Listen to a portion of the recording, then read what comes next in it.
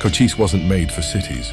He was born in 1864, under open skies, into a Navajo community that taught him how to move with the land and listen to what the world doesn't say aloud. From a young age, he learned the paths of animals, the meaning of the wind, and the value of silence.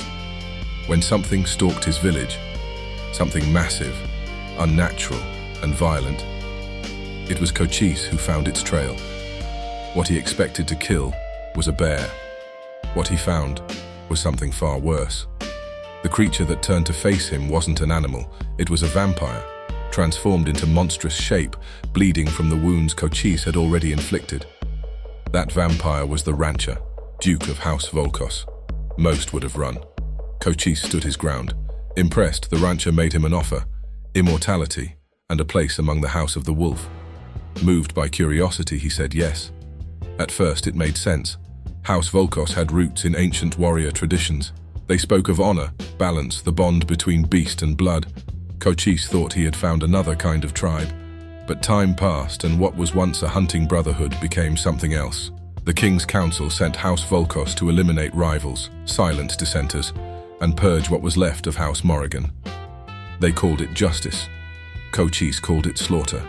He saw young vampires killed without cause, old ones burned not for what they did, but for who they were. Sanctuaries were desecrated.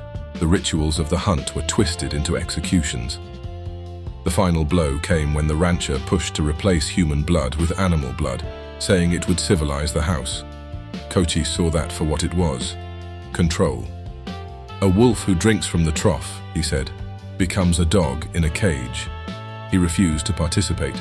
He condemned the house openly, called them the king's hounds to their faces.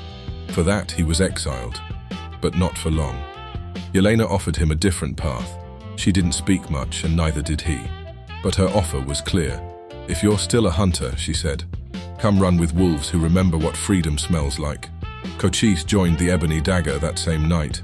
Since then, he's been their silent guardian, their scout, their warden. He speaks little, and only when it matters. He doesn't need to speak more, and his actions say enough. His senses are sharp beyond reckoning. His tracking is unmatched. His combat style is fast, clean and efficient. Kill only what must be killed, never for pleasure. In Dreadford, where so many vampires talk of legacy and bloodlines and thrones, he stands apart, because he doesn't care about any of that. He only cares about one thing: walking the night with honor, and making sure those he runs with survive it.